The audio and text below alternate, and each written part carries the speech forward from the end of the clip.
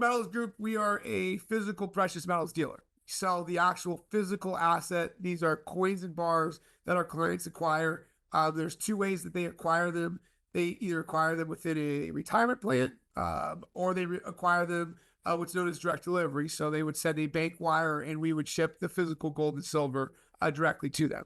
Okay, so that's what we are. We are a dealer of physical metals. But more than that, we have an identity and we have a very distinct personality, and that is as a disruptor.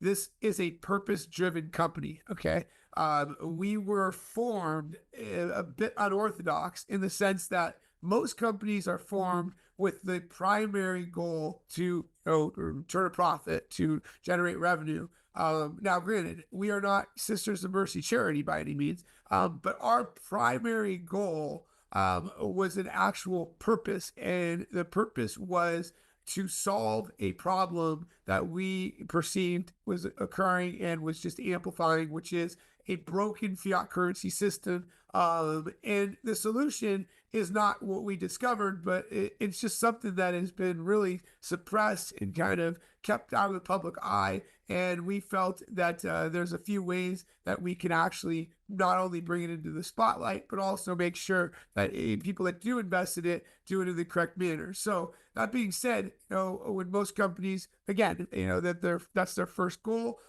we actually use profits, revenue as a tool to perpetuate our mission and our goal. We just strongly believe that physical gold and silver is a form of money, and it's the only true form of money. Of course, crypto, I think there's an argument there as well, but let me go into that in a couple minutes. But when you look at the fiat currency system, when you look at the US dollar, and you look at the concept of, just taking your paycheck in US dollars, I mean, you're actually acquiring loans backed by the United States government. If you pull a dollar bill out of your pocket, it says federal note, a note's a loan.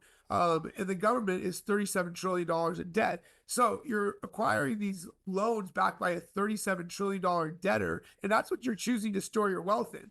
And then, of course, there's physical gold and silver. Okay, now that is not backed by anything. I mean, that has an intrinsic value. It's been around since the advent of mankind. It's mentioned in the Bible 431 times. So, I mean, we're talking something that has a strong, consistent track record, and it's stable, it's secure, but yet there's a disconnect because less than 1% of the investing public actually acquires physical gold and